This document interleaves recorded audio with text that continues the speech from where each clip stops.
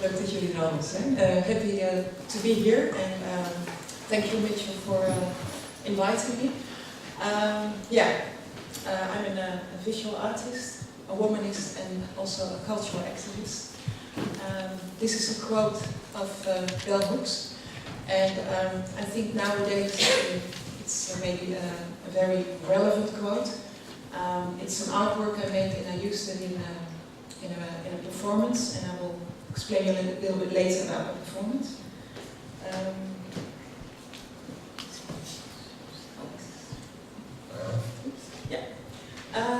This is an old work I made in 2007, and I wanted to show it to you today because I think it's a very relevant work. I've made it, and it was in an exhibition, a protest exhibition in New York, concerning the murder of Trayvon Martin.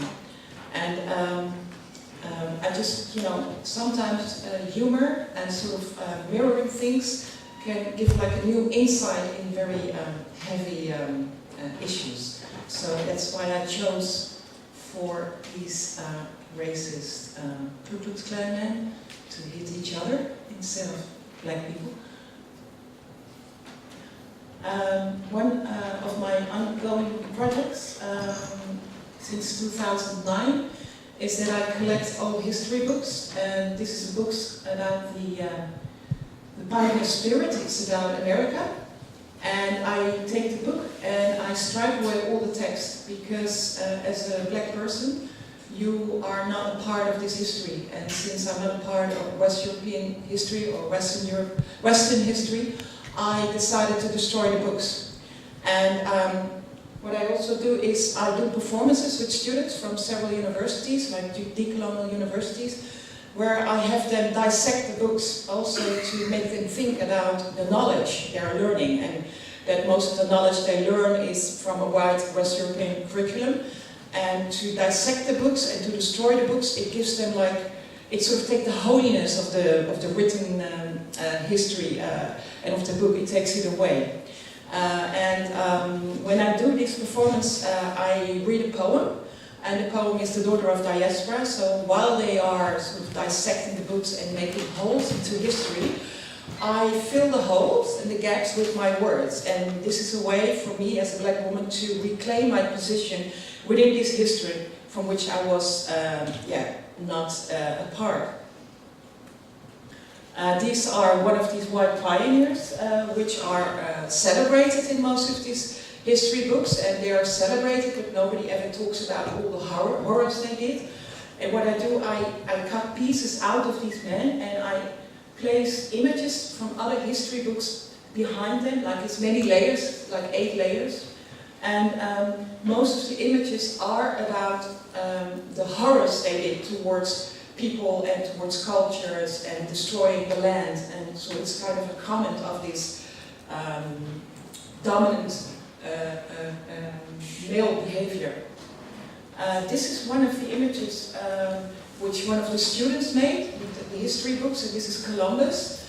By cutting out pieces of the book on one page, you don't know what is on the other side of the page, so you get really like strange images. And this is again a way to show how you can change history and reclaiming your dignity also.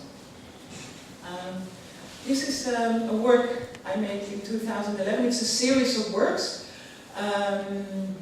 I took some pornographic images of black females because what often happens nowadays still, and also in the past, Bell Hooks wrote a lot about it, is that the black female body is often eroticized, sexualized, stereotyped. And again, we do not have a serious position within history. Well, if you look at another written history, there is a lot of black females who did amazing things. So what I do is, again, with a sense of humor, is place these black bodies within this history, and I have like historical West European figures placed on the bodies. And I also like to play with stereotypes. I'm not sure if this one is working. This is, I think I'm going to do the next one and I'll show you this one later.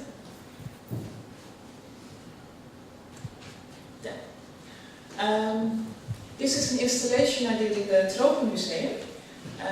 Together with a befriended artist, we commented on female trafficking and forced prostitution, which is modern slavery. And most of these women come from sub-Saharan countries, and there is a relationship between the fact that they are enslaved, that their bodies are used, and the history of slavery of the Dutch, because most of these bodies are transported via the airport. You know, the airport Schiphol, it's a distribution center, and like millions of bodies are transported via, are passing this airport, and then they are distributed all over Europe and the rest of the, most of them through Europe. So what I did was together with one of the victims who escaped her oppressor, we made a carpet from 100 square meters, and it was made by Red Female Clothing. Of course, it sort of has a connotation to the red light district, but also to, eroticism, female clothing, but also underwear.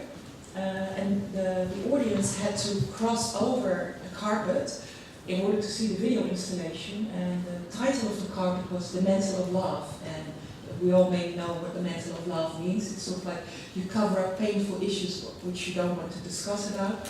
But crossing the carpet is also referring to the fact that you actually step on these female bodies. You do not really care for these bodies as a society. In 2015, we were invited on my request, when I had a talk with the Dutch ambassador there, that I wanted to do a preventive project, because once the women are already in Holland, it's too late. It's very difficult to do something for them. So we wanted to do a preventive project where we could, warn the girls against the false pretenses of what happens when a guy comes over and invites you to come to Europe, and most of the time it's not with the best intentions.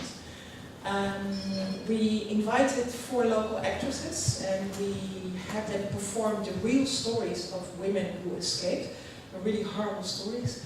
And while they were telling these stories, they were embroidering Sinhalese female names, and this was a connotation to the mad mothers of the Plaza Mayor, who every day till today protesting on the Plaza Mayor with headscarves, with the names of their lost children embroidered in headscarves. So we wanted to sort of refer to all these lost women by having them embroidered these names. And we had like more than 100 girls and women visiting the exhibition, and we could warn them. And almost every group had somebody who disappeared. So we reached more than 100 women, and 3 of the major local newspapers wrote big articles about it, and the ambassador said it was the most successful project they ever had, so we were really pleased with that. But while I was working on that project, because I sort of like to create win-win situations, I was also working on another project, which is called Proud Rebels, and this was about a forgotten group of black female feminists who were very, very important in the 80s in Amsterdam, who did like really groundbreaking work. And one of the feminists is in the space. And this is the daughter of Ernestine. We have to say that, so we're all connected.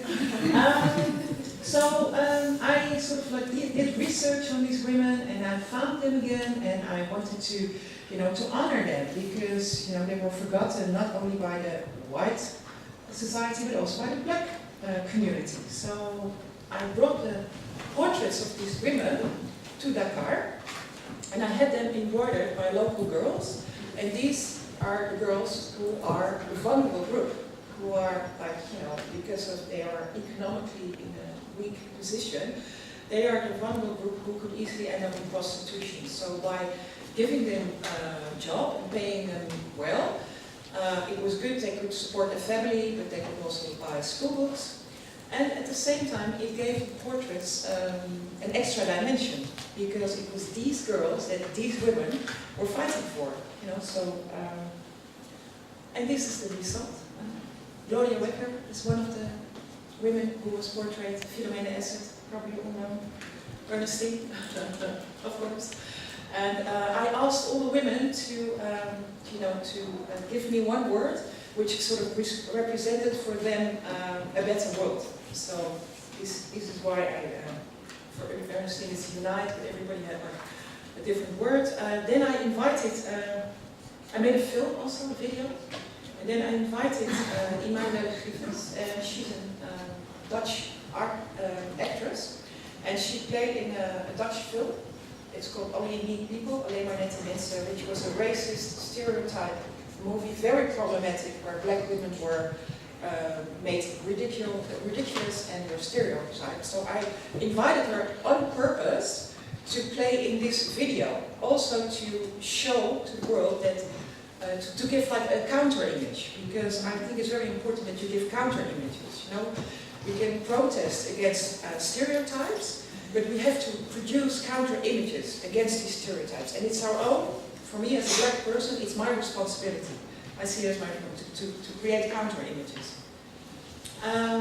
This is a performance I did in the Stedelijk Museum, because I'm also very much busy with the problem of like that, you know, museums are totally white. It's a curriculum represented in the museum, like in the, you know, all the institutions is a white curriculum. So I dressed up as a clean-up woman, and it's really funny, I became invisible, because there were people actually in the space who know me, and they didn't recognize me. So it was actually interesting to see what happens as a black person when you start to, you know, clean a white space. So it was commenting the fact that as a black person, hardly the only possibility you get is to be a cleaning woman, to be like in the lowest level in the museum. And the higher you get in the museum, it's the whiter it gets. It's only white persons who, you know, and this is why we only have white artists represented in this museum. This is a project from Vivian Zero. She's a really great curator, and she invited Richard Bell and Emery Douglas, the University of Color. Help me, Amanda. Hip Hop House. So it was the first time that there were so many black people within this white museum, and we talked about the relevance of the white museum and also means of resistance. This is the performance I did in Berlin. I do the performances because I found out for myself, but also with all the lectures I gave, that if you work with students, most of them, the way of sort of reproducing knowledge, it goes via the head, and it's only intellectual, while we come from a culture, a black culture, where you also have the body, where the body and the head are connected. You know, you cannot separate them. That's an idea of modernity, to separate it. And that there is like the knowledge from the head has a higher hierarchy than the knowledge from the body. So this is my reason for starting to do performances with audiences, to have them experience a different kind of knowledge. A knowledge which goes through the body. And this is a performance I did. It is inspired by a story of Queen Nzinga, Carlotta Nkumi, and Marie-Georgette Angelique. Queen Nzinga was an Angolese queen who tried to free a lot of her people, and at a certain point she was invited by the Portuguese legislator while she was negotiating, and he refused to give her a chair to sit down. But she, being a queen, was not allowed to sit any lower. She had to at least sit higher or on the same level. So one of the servants reacted immediately and stood up and stood on hands and knees, so Queen Nzinga could sit down and be on the same level as the Portuguese legislator. The other story is the story of Carlotta Nkumi, and she was a freedom fighter from Cuba, and she freed a lot of enslaved people, and one of the ways to communicate was via the talking drum. And the other story is Marie-Georgette Angelique, who was falsely accused of setting fire to her master's house. and she was burned alive. And I found her final verdict on the internet. So while the audience, members of the audience, are sitting on my bed, I am reading the final verdict. And the final verdict you also see in the back. And what I want to show is that this language, you know, because it's like an official language, it's sort of like all the emotion is taken out, but the words are, what happens to her is really horrible to her body. She was burned alive, and she was like, you know, put on a square, and she was ridiculed. So I read these horrible things happening to her, but at the same time showing how colonial language works, and how violent this language is. And while I do this, people have to sit on my bed, and there is like a real drummer who plays the African drum, the talking drum. So it's a really heavy, like, performance. Then I did this one in Kitikoti. It's the Soul of Soul, which is inspired by a legend that enslaved people stopped eating soul because they thought that it would get lighter so they would fly back to Africa. So what I did is I placed 7,500 kilos of sea salt in the Ooster Park, and Maria Markelo, she's a winter priest, she blessed the salt, and then later the people could take some of the salt with them home in like little bags, and they solved it in water, and it was like a metaphor for solving the pain of the past. And actually I'm now busy with a film, and this is one of the refugee women, she was also part of the whole project. I'm now busy where I will fly parts of the salt back to Africa. Actually, in February I will go there, and there I will go to Doors of No Return, and then the blessed salt, I will bring it, fly back to Africa and leave it there in the Atlantic Ocean, and it's also to give peace to the ancestors. I'm not sure if we have some time left. 1 minute? Okay, very short. This is what I did yesterday with the audience in the Wereldmuseum. Museum. And I don't know if you've been there, if you can go there, because it's a very problematic exhibition. They have like a huge collection of very beautiful masks, and also Mikisi Nakonde, it's like the nail statues from Congo. I don't know if you know them. And they have them exhibited there, but if you read the language, which is sort of part of the exhibition, in the language they take total distance from the violent relationship the Dutch had towards Africa. So they're sort of like blaming the English, and they're sort of like, you know, saying something, not talking about the African people at all, you know. So, and it's all very much sort of like covering things up. So what I did is I took some of the text with the audience, and I had them hammer the nails inside the text, because the symbol of like the ritual is that it's not like what a lot of people think. It's not voodoo or anything. It's just that it's a very positive thing. You hammer something in the wooden sculpture, and this is also to release something and to free a negative energy, and to create, to take away something which is socially unacceptable, and to make it acceptable again. So what we did is we hammered, like, you know, all these parts of the text which were not acceptable. We put nails in them, the audiences, and then I asked them to, you know, to think of words which they could add to the text to make the text acceptable again.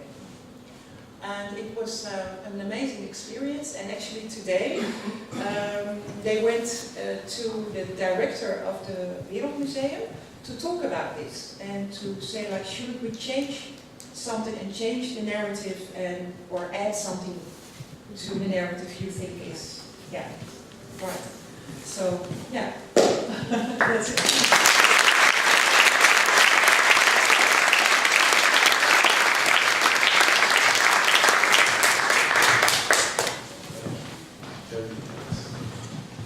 Talking to the lamp, but this is the microphone. So, very interesting presentation, thank you, Patricia. We have time for a few minutes of Q&A, 2 questions from the audience, then we'll have a break. After the break, we'll open it up for everybody to engage in the dialogue. So, Yes, so welcome. Yes, is it on? yeah. Okay, welcome Patricia. It's really an honor for me to interview you. It was a very interesting presentation. It made me want to destroy all my study books also. Formats one day. It's very liberating. Yes, and you are a very socially engaged artist. And do you think it's important for artists to reflect on social and political issues in their work? And why do you think it's important? First of all, I think I really believe in freedom. You know, so as an artist, if you have the freedom to work in a studio and to make paintings or to make beautiful things, which are maybe not political, it's fine by me. I was one of these artists, but at a certain point I found out like the whole world was on fire, and I'm like, yeah, who is waiting for another painting of me? Nobody. So I gradually changed my practice, and I gave up my studio, and I decided to connect my activism with my artistic practice, because it was separated. I've always been an activist, and then I was an artist painting, but it was not like connected. And then I decided to sort of, to make it like a whole. So yeah, to me, personally, it's been a very important step, and I cannot, I don't think I can ever change it. No, yeah. So. Well, the presentation of Mitchell and also the documentary of Bibi shows us that Black Pete is symbol for more than just a Dutch tradition or a children's party. It symbolizes the institutional racism and the traces of colonialism. These are issues that we see back in your work. But how can we raise the discussion to this level, actually, that it's not about just the tradition, but it's about the institutional racism?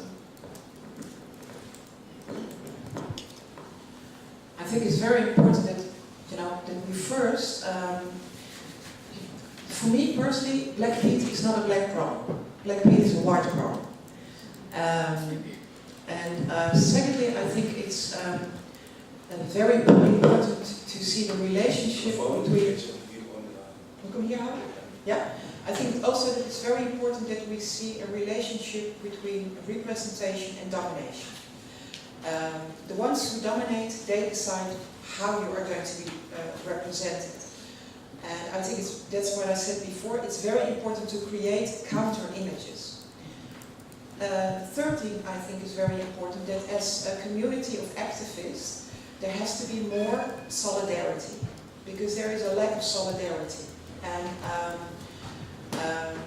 And the lack of solidarity is, I think, partially because there are people very much busy with short-term ideas. And I think you have to sort of step outside yourself and try to see the bigger whole.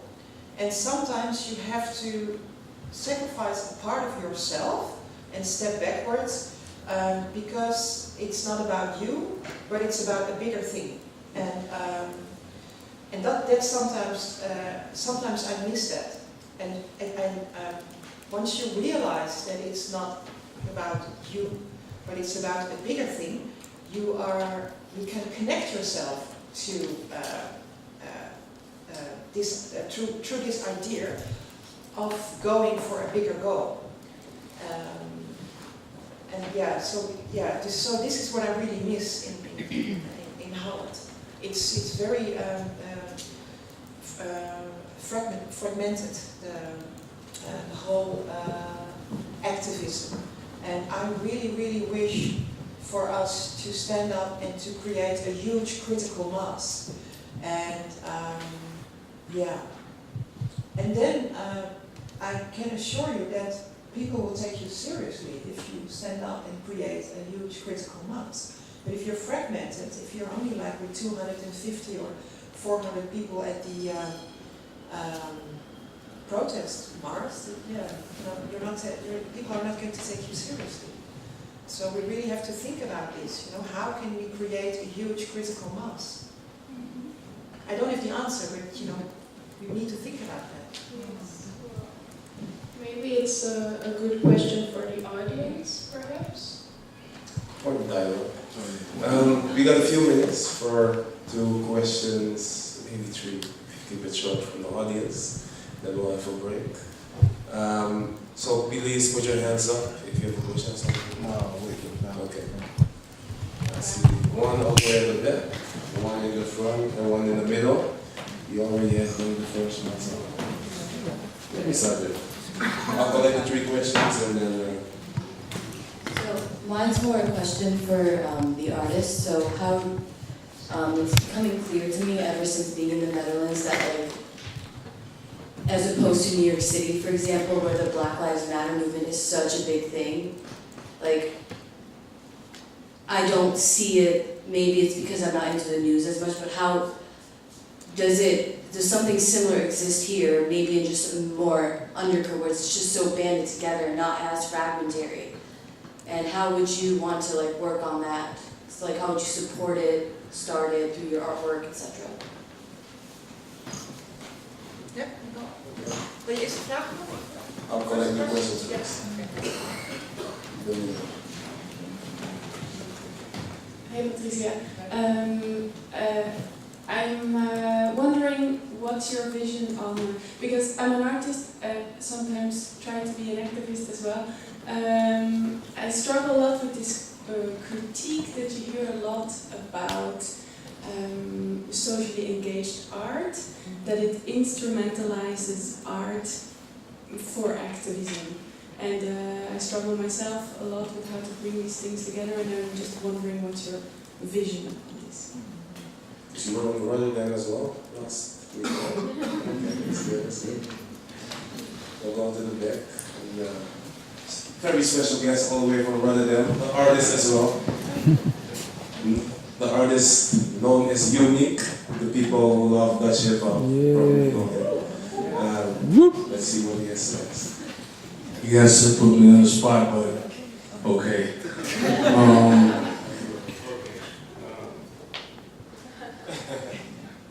Hello? Yeah. Hi, Patricia. It was very interesting to see what you were talking about. And I wanted to ask you how you think about young artists, musical artists, how they can develop a sound or a rebellious type of writing to influence everybody, because everybody listens to music, and I think it will be a great tool to inspire people to think otherwise. Thank you. Very good question. And we did get the question, why we have a visual artist, a film artist, but no music or hip hop. Last week we also had an event right before the protest, where we had one hip hop artist who was central at the event, so that's why we chose to do it today. But the floor is yours, you can take this back. Your question first, very shortly repeat, sorry. It's just the condensed version, so... Oh yeah, sorry, I remember about, you compared it to the Black Lives Matter and, yeah. Well, actually, as I see it, in America, there is a huge critical mass already developed. There is a tradition of creating a narrative. There is a black narrative. There are black universities, there are black schools, there are black scholars, there are black philosophers, and we hardly have them here in Holland. So this is one thing. The other thing is the American black history is not to compare with the Dutch black history, because we come from very different cultural backgrounds. We have the Caribbean, we have also people from Africa who do not necessarily culturally relate to each other. So it's very difficult to, we cannot have the same definitions as about what it means to be black as you can have in the United States. But this is why I think it's so important that we try to overcome these differences and to create this narrative ourselves. And we haven't started yet, not enough. We do not have our own curriculum yet, we do not have our own narrative yet. So this is why when you talk about race in Holland, people start to get like, you should look at the body language, they start to move, they don't know how to, uncomfortable. So first we have to deal with this uncomfortability before you, I think, even can become a huge movement. Yeah. Is that an answer to your question? Yeah. Yeah? Okay. Rosa, it's a very complex thing, and I think about it a lot myself, because I try not to make art which sort of becomes pamphletism, because a pamphlet is always contextualized within the time it's made. And as an artist you try to make work which is, which can also be seen through the eyes of future generations. So context is very important for me. So what I do is I make work within a certain context, but sometimes I decontextualize this particular context and place it in a new context if it's necessary. You can play with this, it's not a fixed thing. I don't know if this answers your question.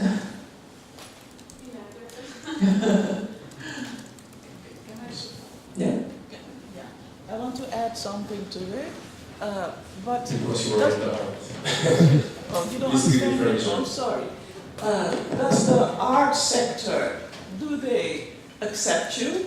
Are you being accepted as a professional artist, or is the fact that you are making socially engaged art, does it mean that they see you as from another level, things like that?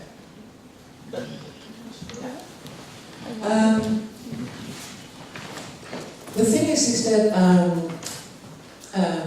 at a certain point in my life, I just said whatever, I'm just going to do my own way, which was the best decision I ever made.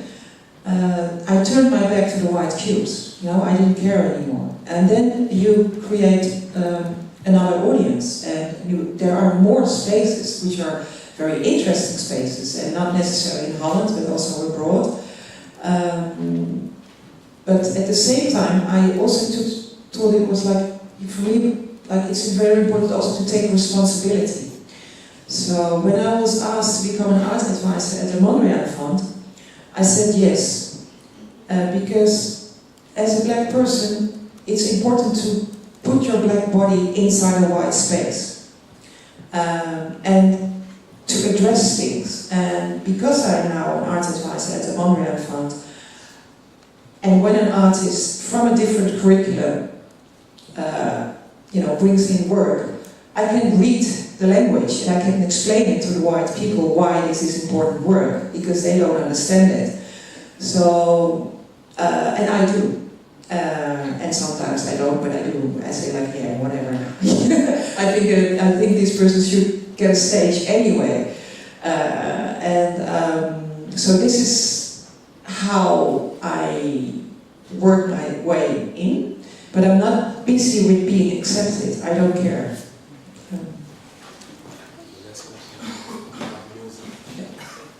Oh yeah, music. Music is the highest form of art, they say, because it directly enters your soul. And I totally agree with that, because if you hear a piece of music without, sometimes without realizing, your tears get to your eyes. It's a very direct emotion. And I think as a musician, you can use that fact that it's a very direct emotion. I am not a musician, but I think through the power of language in combination with the kind of music you use, I think you can have a very powerful way of addressing your issues. I don't know if that answers your question. Well, thank you, Patricia, for being here. You really inspired me also, and it made me realize how important it is that there are socially engaged Black artists who address issues that matters to us, like racism. And I really love your work. Keep going. Okay.